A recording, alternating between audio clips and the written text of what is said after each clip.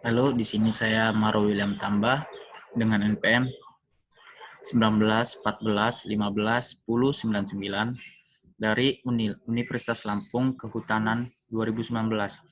Di sini saya akan mempresentasikan hasil PowerPoint saya, presentasi tentang berbagai faktor internal dan eksternal serta strategi untuk pengembangan porang di Provinsi Banten. Sub yang akan dibahas itu ada pertama pendahuluan, kedua metode penelitian, tiga hasil dan pembahasan, keempat kesimpulan. Pendahuluan itu latar belakang masyarakat tidak hanya menggantungkan kebutuhan pangan pokok terhadap padi, tetapi juga sumber pangan lainnya seperti jenis tanaman umbi-umbian. Salah satu jenis tanaman umbi-umbian yang mulai banyak dikembangkan adalah tanaman porang atau Amorphohalus muelleri Blum. Tanaman porang merupakan tanaman umbi-umbian dari spesies Amorphohalus muelleri Blum yang termasuk dalam famili Araceae atau talas-talasan, yang masih satu famili dengan suwek, walur, dan iles-iles. Jenis-jenis porang yang banyak dijumpai di Indonesia diantaranya A. Campanulatus, Nichols A., Variabilis BLA, Spectabilis, Engel A., Decus silvae, dan lain-lain. Dari sekian banyak jenis tanaman porang tersebut, yang ditanam dan dipergunakan sebagai bahan makanan dan bahan industri hanyalah A. Campanulatus, Nichols yang dikenal juga dengan sebutan suwek, A. mullerif BI yang dikenal pula dengan nama lainnya sebagai porang, dan A. variabilis BI dikenal dengan nama lokal sebagai bosot. Di sini ada latar belakang lanjutannya. Di Provinsi Jawa Timur, tanaman porang bahkan sudah menjadi salah satu jenis hasil hutan bukan kayu unggulan provinsi. Harga jual porang di Jawa Timur pada tahun 2002 adalah 800 per kilogram, 800 rupiah. Dalam bentuk irisan kering dan dari tiap HA petani mendapat 6,4 juta setiap bulan.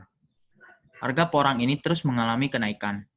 Pada tingkat petani di Jawa Timur, harga umbi porang pada tahun 2008 sudah mencapai 2.000 per kilogram. Sedangkan harga umbi yang sudah dirajang dan dikeringkan dengan ukuran 0,5 sampai 1 cm berupa chips mencapai 13.500 per kilogram.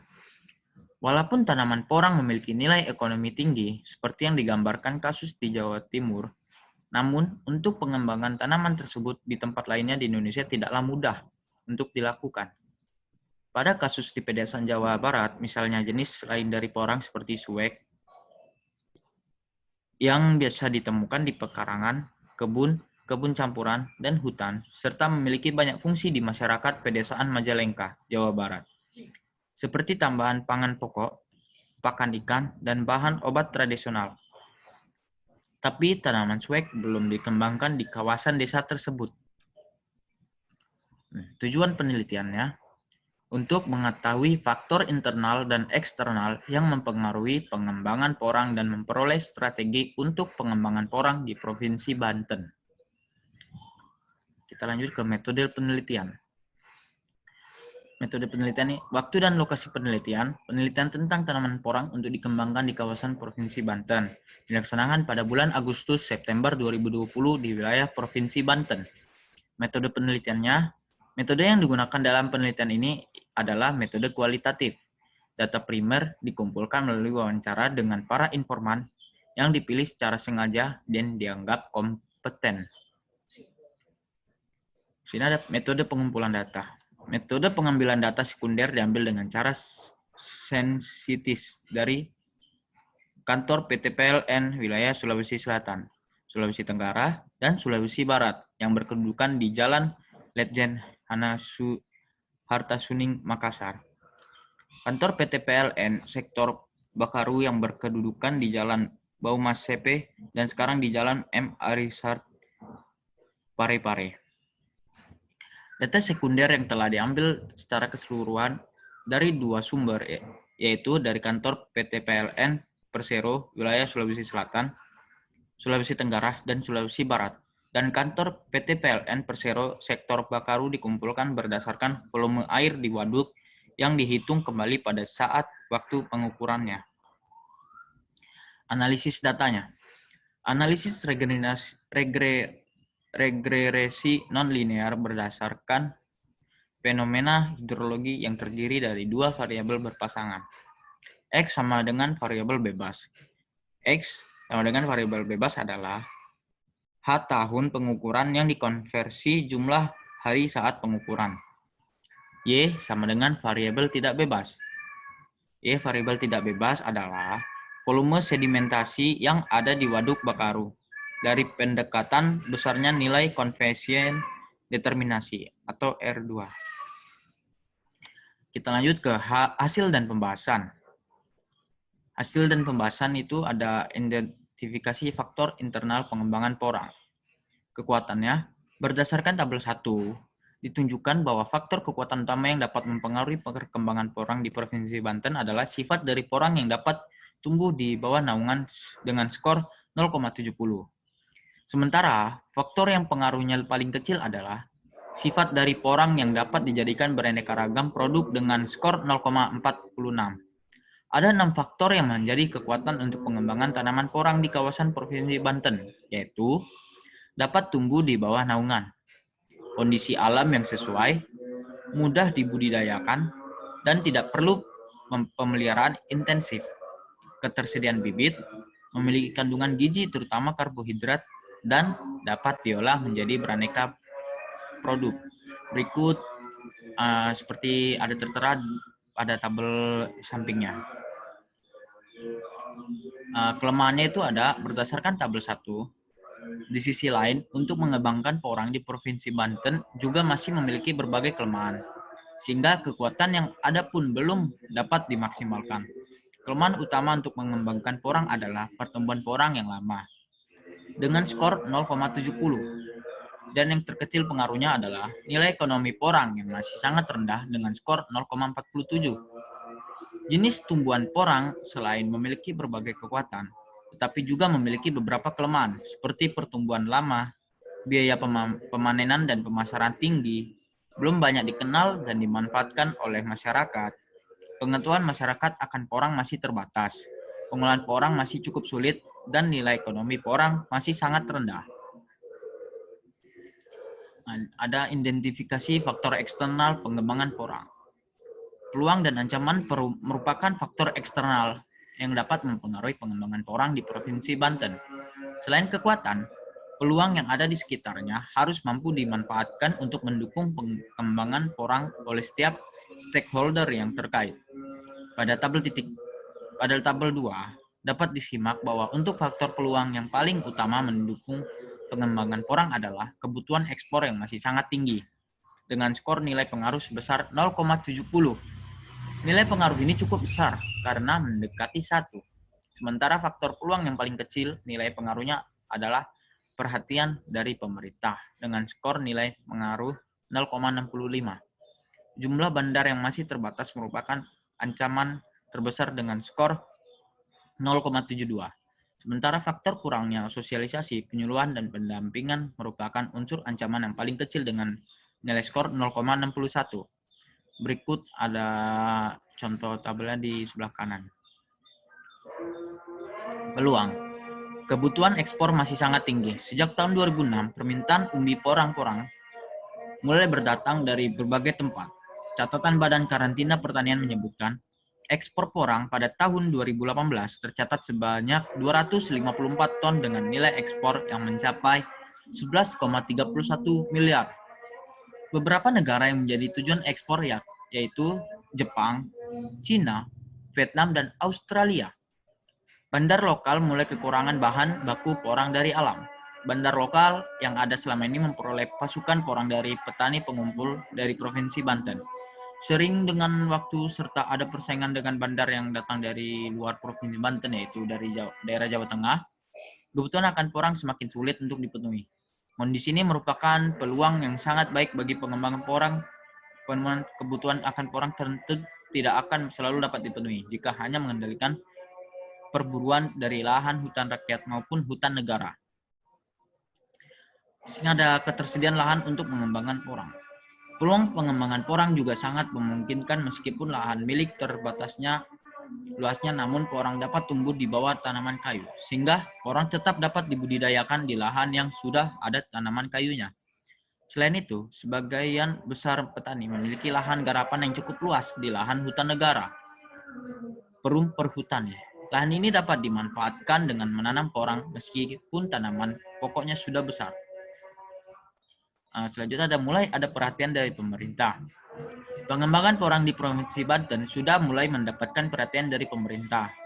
Bentuk perhatian dari pemerintah ini terikat dari adanya program kerjasama antara Pemprov Banten, Basnas Provinsi Banten, dan Dewan Pengurus Wilayah Perkumpulan Petani Penggiat Porang Nusantara Provinsi Banten atau DWP-PPPN untuk pengembangan porang yang difokuskan di Kabupaten Pandeglang, Kabupaten Lebak, dan Kabupaten Serang.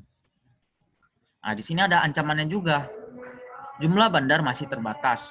Jumlah bandar yang sangat terbatas menyebabkan harga yang diterima petani rendah, karena harga ditentukan sepihak oleh bandar. Harga yang rendah ini pada akhirnya akan dapat mengancam perkembangan porang di Provinsi Banten. Terus ada informasi harga masih sulit. Selain jumlah bandar yang masih terbatas, petani juga kesulitan untuk mengakses informasi harga. Meskipun sudah ada bandar dari luar penentuan, harga masih secara sepihak dari pihak pembeli. Nah, ancaman selanjutnya ada harga rendah. Harga yang rendah merupakan ancaman yang cukup berpengaruh dalam perkembangan porang. Menurut petani, dengan harga porang yang masih di bawah 4.000 per kilogram, tidak sebanding dengan biaya yang dikeluarkan dan tidak memberikan pendapatan yang memadai. Hal itu karena biaya dan tenaga yang dikeluarkan untuk mengumpulkan porang cukup besar. Terus ada kurangnya sosialisasi, penyuluhan, dan pendampingan. Porang masih belum dikenal secara luas oleh masyarakat Banten. Masih banyak masyarakat yang menganggap porang sebagai komoditi rendahan. Pengolahannya sulit dan nilai ekonominya rendah. Oleh karena itu, jika ingin mengembangkan porang untuk menjadi salah satu komoditi HHBK yang penting di Provinsi Banten, maka sangat perlu mensosialisasikan porang dengan memberikan penyuluhan dan juga pendampingan. Perkembangan porang yang belum mengalami peningkatan di Provinsi Banten salah satunya karena kurangnya sosialisasi, penyuluhan maupun pendampingan dari instansi terkait. Nah, di sini ada strategi pengembangan porang di Provinsi Banten. Seperti pada tabel di samping, gambar di samping. Dari gambar 1 dapat diketahui bahwa usaha tani porang di Provinsi Banten berada pada sel 1. Ini berarti untuk pengembangan porang di Provinsi Banten harus dimanfaatkan kekuatan dan peluang yang ada. Ada gambar kedua itu alternatif strategi. Hasil scoring dan diagram SWOT menunjukkan strategi SO merupakan strategi yang sebaiknya dipilih untuk dilakukan. Dengan demikian, dari identifikasi faktor internal dan eksternal, maka dapat disusun beberapa strategi alternatif lainnya menggunakan matriks SWOT. Pada tabel 3, memperlihatkan secara rinci bagaimana peluang dan ancaman terhadap pengembangan porang di Provinsi Banten dapat disesuaikan dengan kekuatan dan kelemahan yang dimilikinya. Matriks SWOT ini menghasilkan 4 sel kemungkinan, alternatif strategi SO, ST, WO, dan WT. Hasil analisis menggunakan metrik SWOT diperoleh 4 strategi yang dapat dilakukan. Strategi tersebut adalah membangun kemitraan antara petani dan pengusaha bandar porang, penyuluhan, pembentukan koperasi, dan bantuan modal. Sini kita akan pembahasan membangun kemitraan antara petani dan pengusaha bandar porang. Kemitraan penting dilakukan untuk mengamankan bahan baku porang sehingga kebutuhan untuk ekspor juga dapat dipenuhi. Kemitraan antara petani ini tidak hanya dalam hal budidaya, tetapi juga sampai pengolahan dan pemasaran. Hasil penelitian pendelaki juga menunjukkan bahwa kerjasama kemitraan terutama kaitannya dengan pasar sangat penting dan menjadi prioritas strategi dalam pengembangan budidaya rumput laut. Kemitraan diharapkan dapat memberikan keuntungan bagi petani dan juga pelaku pemasaran lainnya. Pembahasan selanjutnya ada penyuluhan. Penyuluhan merupakan kegiatan yang seharusnya rutin dilakukan. Namun karena keterbatasan tenaga penyuluh, kegiatan ini tidak selalu berjalan dengan lancar. Penyuluhan masih sangat jarang dilakukan baik terkait dengan pengembangan HBK Porang maupun lainnya. Penyuluhan merupakan strategi yang penting dalam pengembangan porang di Provinsi Banten. Hal ini karena petani di Provinsi Banten. Pembentukan koperasi. Setelah dibentuk kemitraan antara pengusaha dan petani, dan tentunya dengan penyuluhan dan pendampingan dari pemerintah terkait secara intensif, ke depan akan lebih baik lagi jika ada pembentukan koperasi bagi para petani porang. Pembentukan koperasi ini bertujuan untuk mewadahi para petani porang dalam mengusahakan porangnya. Adanya koperasi ini dapat mengontrol ketersediaan bahan baku dan memudahkan pemasaran porang yang dihasilkan oleh petani. Selanjutnya ada bantuan permodalan. Bantuan permodalan menjadi strategi yang penting untuk mengembangkan usaha apapun termasuk porang.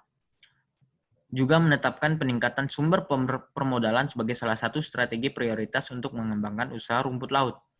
Peningkatan akses petani terhadap permodalan juga merupakan salah satu strategi yang dihasilkan dari penelitian Iksan dan Aid dalam mengembangkan komoditas karet di Pulang Pisau, Kalimantan Tengah. Selama ini petani tidak memerlukan modal besar karena kegiatan yang dilakukan hanya pengumpulan. Sementara jika porang dibudidayakan, maka akan memerlukan modal cukup besar.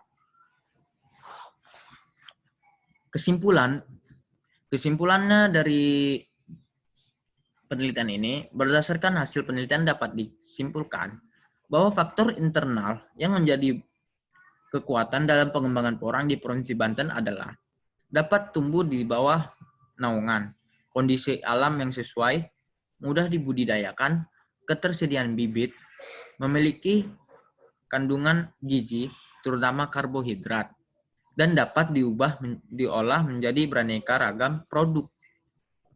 Kelemahan yang teridentifikasi dalam faktor internal yang pertumbuhan awal lama, biaya pemanenan dan pemasaran tinggi, belum banyak dikenal dan dimanfaatkan oleh masyarakat, pengolahan masih cukup sulit, serta nilai ekonominya masih rendah. Sekian dari hasil presentasi saya ucapkan terima kasih.